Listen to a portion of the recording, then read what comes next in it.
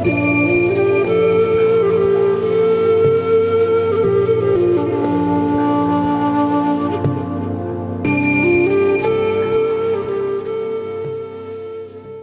Anxiety Slayer podcast is sponsored by BetterHelp. Are stress and anxiety interfering with your happiness? Have you been considering seeing a therapist, but you're not sure where to start? BetterHelp will assess your counseling needs and match you with your own licensed professional therapist so you can start getting the support you need online in under 24 hours. Special offer for Anxiety Slayer listeners. Get 10% off your first month at betterhelp.com/slayer. That's betterhelp.com/slayer. Welcome back to the Anxiety Slayer podcast. I'm Shan Vanderleek, here with my wonderful friend and co-host Ananga Sivir. We come together weekly to share a powerful collection of supportive techniques for anxiety relief. And this month, April, is the month for stress awareness.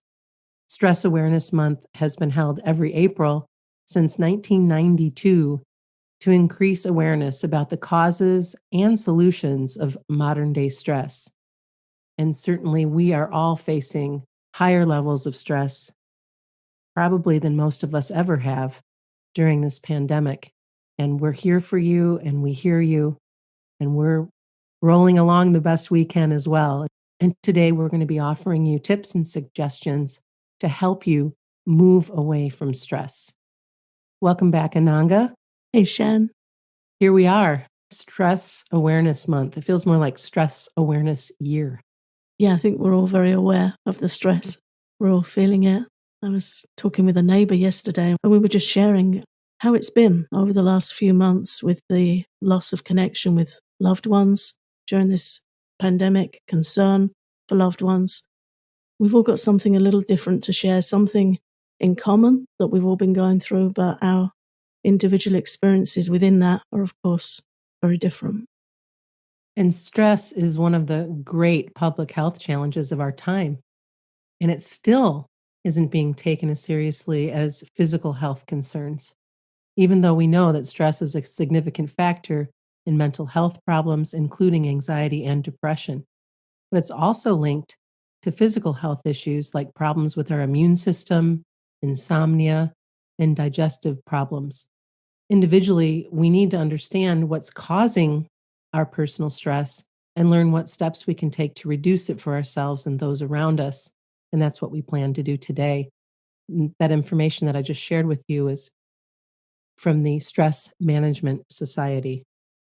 And I think there's some really interesting wording in there where the information says it's not being taken as seriously. Seriously, yeah. As physical health concerns, even though it can often and very often is a precursor to physical health concerns, but also the wording that individually we need to understand what's causing us personal stress and learn what steps we can take to reduce it for ourselves and those around us. There's so much in that one paragraph. Of course, Ayurvedically, the emphasis really is on proactive self-care, looking at how things are affecting us and reclaiming our peace and our health as best we can, which is what we're going to be talking about today.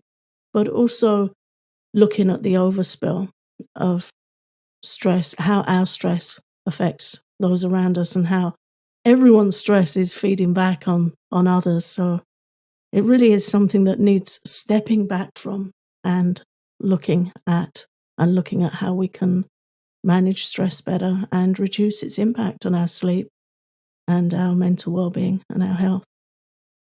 I think it's also important that we be as gentle with ourselves as we possibly can during this time, and that we don't judge ourselves too harshly when we might be a little frazzled, or we might be a little short-tempered, or things might trigger us a little bit easier. I just bring up those three things because I've noticed that in my own household, where we are responding or handling things just a little bit more stressfully, if that makes sense, than we would have in the past, just because there's so much more that we're juggling.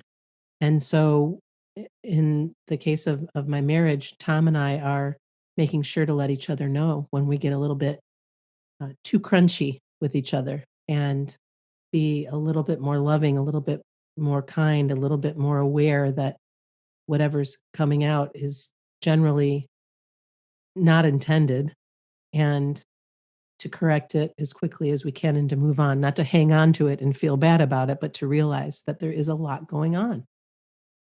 Yeah, and I think that's a beautiful sharing and just makes me think of when we love others and we respect others in our lives, how it's always important to slow down when things get hot, when things get fast with stress coming in. And part of love and respect is to be aware of the impact of our outpourings on others.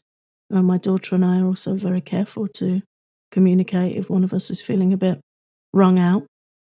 Growing up, I was very impacted by, and still am, stress of others around me really causes me stress, distress. I'm very hyper aware of it. And so, as a mother, I'm very keen not to pass that on. Mhm. When we talk about stress awareness, it can be very internal. How are we experiencing stress and how is it overspilling from us? And to really take care to look at that and put the fire out before it really gets going.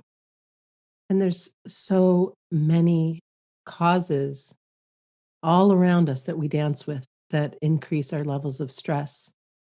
The expectation to always be available, the mind getting exhausted by all of this. So let's dig into that expectation to always be available first. When I think about the our mobile phones, our cell phones, and how that has changed. Do you remember? I mean, we're going to date ourselves, but remember when a fax machine seemed like that was Yeah. the expectation to always be available? Well, you know, the fax machine has nothing on cell phones, texting, and social media. We get sucked into this vortex of feeling like we need to be and can be reachable anywhere and anytime. And that if we're reachable anywhere and anytime, then we have to be available anywhere and anytime. And with that increased connectivity becomes even more and more expectations to always be available. I'll watch this with my husband sometimes. He's on call at work more often than I like. And has an expectation now of himself to always be available, even on the times when he's not on call, because it's become so ingrained. And so, whether it's work related or social, there's an increased expectation that once we're contacted by somebody, we should respond right now, immediately. And sometimes it's not even the other person that's applying the pressure, it's us. We're the ones putting that pressure on ourselves. Like the example I just shared, because we get into this cycle of, oh, well, there it is. I'll answer it. There it is. I'm picturing myself like at a fair where they have that little whack-a-mole game, where you're just like, okay, I'm taking care of you and I'm taking care of you and what's Right. next? And so that puts you on high alert. Yeah, and actually, that's a really good visual reference for me because those things are always popping up and needing dealing with. And I think um, for me, with the technological sort of speed up we've had, I sometimes find it quite hard that you don't get a sense of completion. Mhm. And I feel like if you're working in a garden, and I often say this, like building a wall or doing something manual and simple and outdoors, at the end of the day, you can step back and say, look, I did that. Whereas when you're working with computers and technology, you're never really done. Oh, the inbox is never empty, really. And I think that's where boundaries have to come in, Mhm. where we have to get to a point where for that day, it's time to walk away. It really feels like there's so many tabs open in our mind, and it can be hard not to do the next thing and the next thing because you want to feel that sense of completion that's not always Right, available. So we have to give it to ourselves. We have to have that boundary where we say, okay, for today, that's that, and now I'm going offline. right. Scheduling downtime is incredibly important, and as you know, I've been doing that for years, because it saves me. It keeps me in a joyful, happy place when I have spacious time, spaciousness, and don't have to be connected with the electronics and so on. Also, I think setting a curfew as well, a contact curfew, where we have our phones and devices switched to do not disturb, at a certain period of time, or maybe you pick a time in the evening where that's it, and you don't look at your phone again until the next day, or you're offline until whenever. I realize it's different for everyone, but once you start doing that, once you start creating those boundaries and setting that curfew, if you will, it becomes easier and easier. And then you're doing yourself such a service. You're giving yourself the gift of being able to relax, because we get super, like, we never come down from that being in the flow of that conversation, communication. You've done it, I've done it, where you're just looping around. You fall down this hole, the rabbit hole of clicking from Facebook to Twitter to Instagram to this blog to that thing, and then before you know it, and then that doesn't even include the people who are contacting you or the work you need to do. Yeah, It's just too much. It's all too much. it's full on. And I think it's important that we all individually find what works for us. Mhm. I would like to put all my devices on airplane mode at a certain time, or I have a VIP setting on my phone where a handful of people can reach me if they need to. But my phone's never in my bedroom with me. It stays in the lounge in the evenings, and it flips over onto Do Not Disturb around 9 p.m. Mhm. And I have a landline just for my mother, um, who's who's 80 and likes to feel that she can get in touch with me. So the landline is for her alone. I don't make outgoing calls on it. It's just there for her if there's an emergency and she needs to get in touch. And Yeah. about 52 random people who'd like to scam me. Yeah, right. So that's really unfortunate because you're just keeping the landline for Ma. But even there, I'm looking at getting a phone that filters that kind of stuff out. So, we need to make those practical steps of filtration where only the necessary, as much as possible, only the necessary is coming through to us, but also in our minds and in our self-care and self-respect that we can set these boundaries. And it's okay to say to our friends and family, I'm fine, I'm going offline, and to give a way that they can contact you if there's an emergency and they need to. Mhm. We can set those boundaries and let people know, Yeah, we sure can. I'm here if you need me, but I'm not always going to pick up my phone because it drives me loopy. Yeah. I have a friend who's come off everything. If I want to contact her, I have to text or call. And I really respect that. She's come Yeah. off all social media. Well, and that was her choice, and in her best interest. I have a couple of clients that I work with that are off social media as well. Hmm. And good on you if that's what you need to do. I'm not sure how much I would be there if it weren't for my businesses, if it weren't for the work that we do. Yeah. And the mind gets so exhausted by stress, and all of these things cause stress. So if we're not doing these things and looking out for ourselves, then we're just going to get pulled into the undertow, which is why breathing breaks are so important. Scheduling breaks to breathe throughout the day, to just stop and right now, join us right now and take a deep breath in through your nose and then exhale. Drop your shoulders, relax your jaw. I mean, doesn't that feel better? Just one breath. And there's a counting breaths practice that's excellent. It's a simple technique that occupies your mind by keeping it focused on counting every time you exhale. So you'll breathe in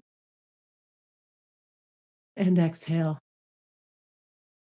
for one, and then again for two, and so on and so forth. And this really helps relax and rest your mind and body.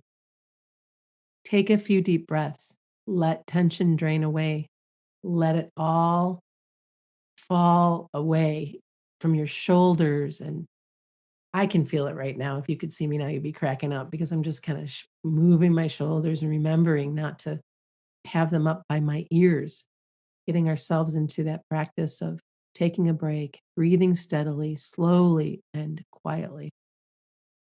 Yeah, we carry so much tension in that, trying to push through, trying to keep going. Mm-hmm. Our shoulders creep up and our hands become more tense, and we get that tension in our jaw. And it's really important to consciously rest the mind. We've talked about this a lot on the podcast, how the rate of our thoughts is directly connected to the rate of our breath. So when we're stressed and we're rushing and we're pushing through, our breath becomes shallow, our body becomes tense. We get this Mm-hmm. constriction in our chest. And that feeds back into this stress cycle that's informing us, I'm stressed, I'm tense, and then we're caught in that loop. Right. The second we stop and work with our breath and we take a breathing break, we're activating the relaxation response. We're telling our body, it's okay, I've got this. I'm taking a moment to relax, to drop the tension and take a look at myself and see, am I hydrated? Do I need to stretch out for a few minutes?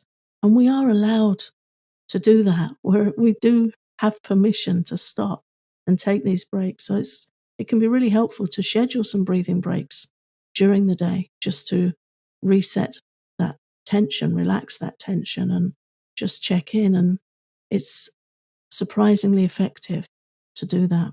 And it is, even if it's just for, 3 or 4 or 5 rounds of your breathing. Join me now. Let's do a counting breaths practice. So I invite you to just inhale and exhale naturally, just a few times. Get yourself relaxed, comfortable, feet on the floor. If you're sitting down, make sure that your back is nice and straight. If you're lying down, just allow yourself to be as comfortable as you can, breathing naturally. Now inhale and count 1 to yourself as you exhale.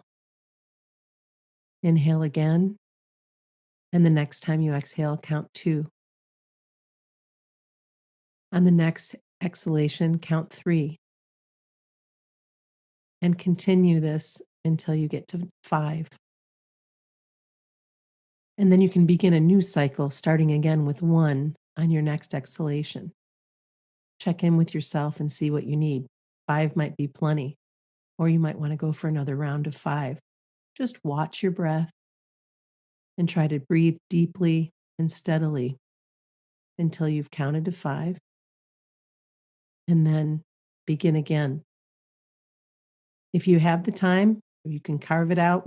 We recommend that you repeat this cycle 5 times for a total of 25 inhalations and exhalations. Again, you're just counting your exhalation. And then just notice how you feel.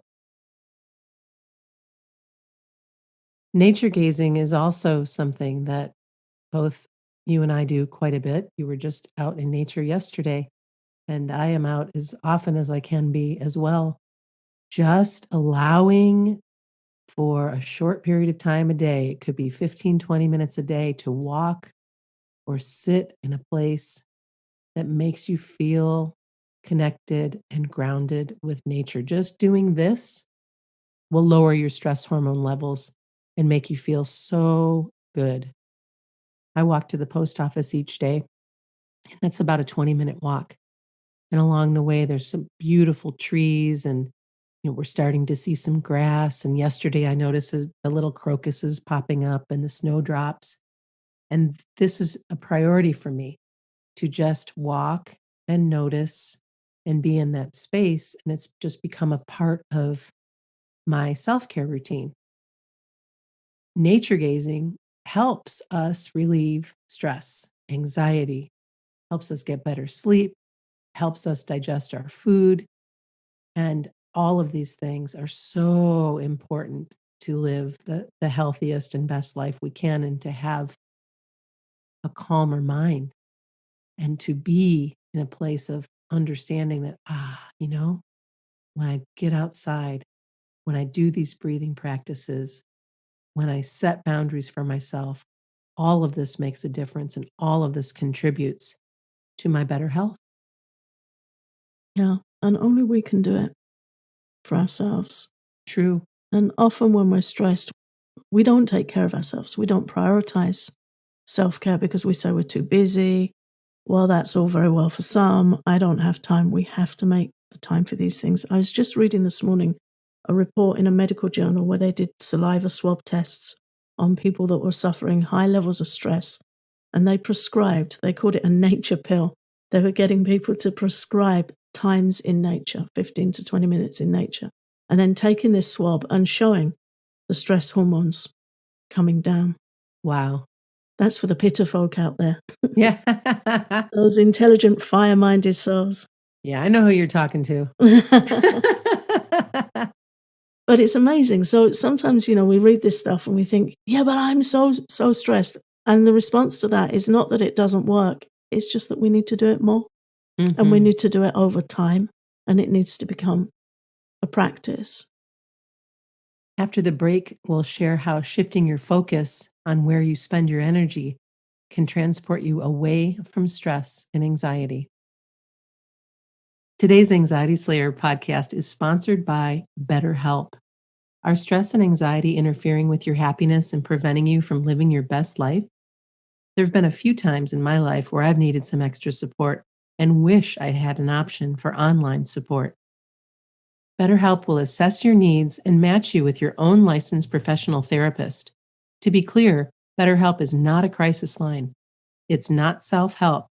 It is professional counseling done securely online, and their service is available for clients worldwide. You get timely and thoughtful responses, plus you can schedule weekly video or phone sessions so you don't have to leave your home.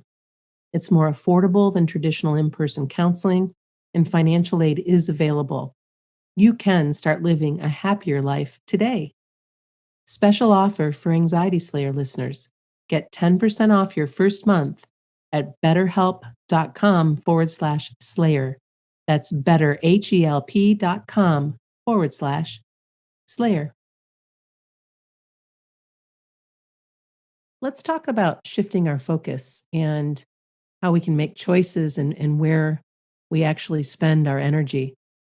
I think it's really interesting that as you put these notes together for us, Ananga, that you brought up the 7 Habits of Highly Effective People by Stephen Covey. I had just been thinking about this book.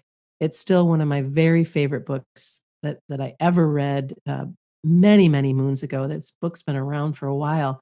And I used to teach and pass forward this circle of influence and concern that you put in our notes today. And it just cracked me up because it came into my field of consciousness probably about the time you were creating the notes.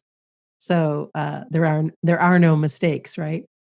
Yeah, I remember reading this book many moons ago, and I had some friends that were facilitators for teaching 7 Habits and learned a lot from them. And the teaching that really stuck with me is looking at this circles of influence and circles of concern. Very often with stress, we become overwhelmed. We're on autopilot. We become reactive, and everything just feels too much. And this teaching from Stephen Covey helps us to sift through and take back some power and find ourselves in a place where we can make choices and we don't just feel a victim of bombardment.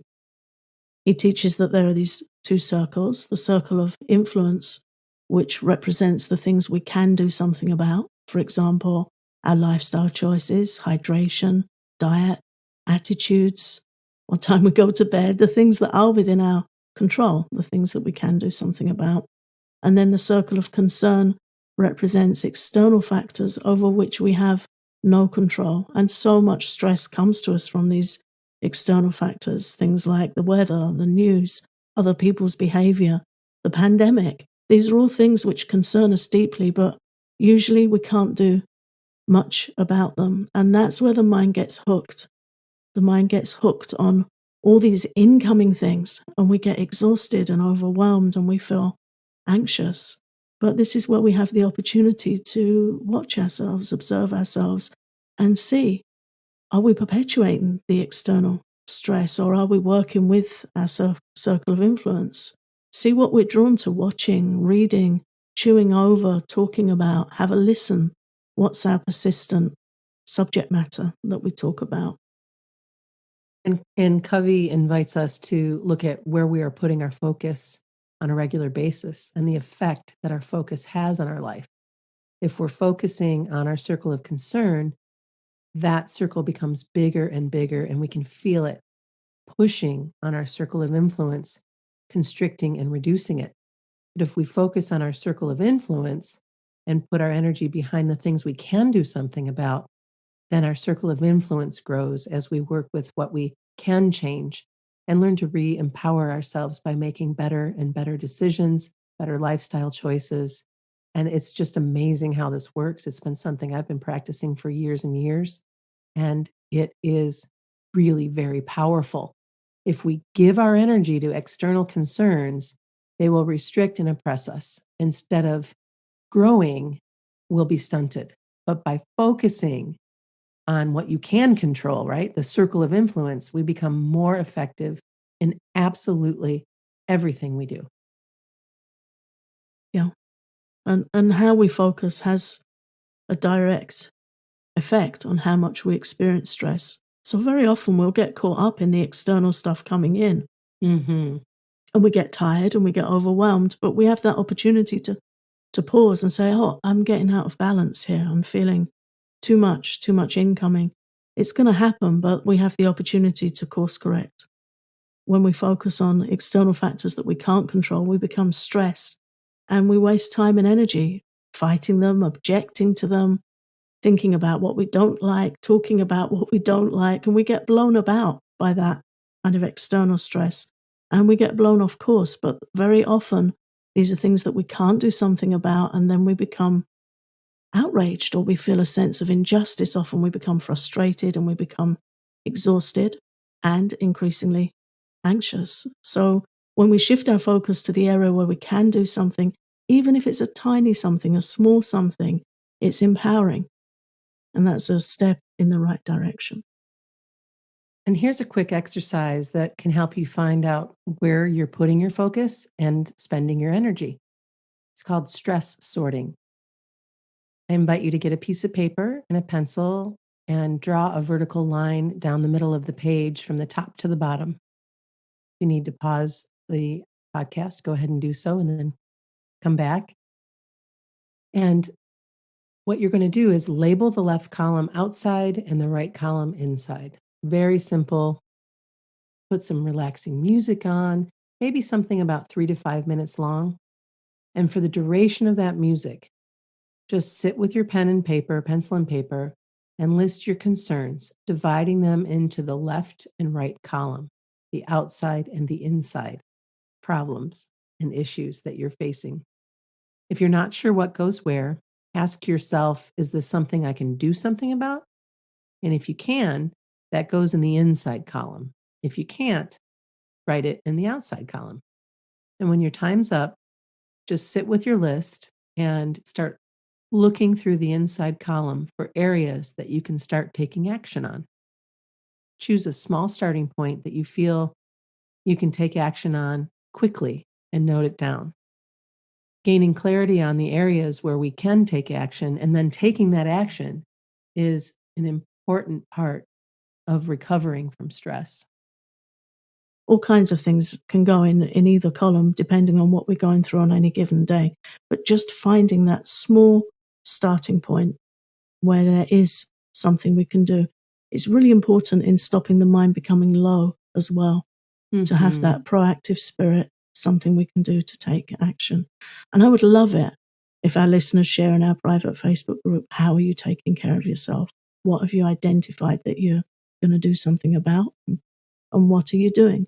It's really helpful to give each other support and give each other ideas. And the stress organization that we referenced earlier have a challenge throughout April where they invite people to share what they're doing throughout the month of April each day to take care of themselves and to reduce their stress. And I'd love it if that was going on in our group and everyone shared a little something that they're doing each day and how they're doing with that.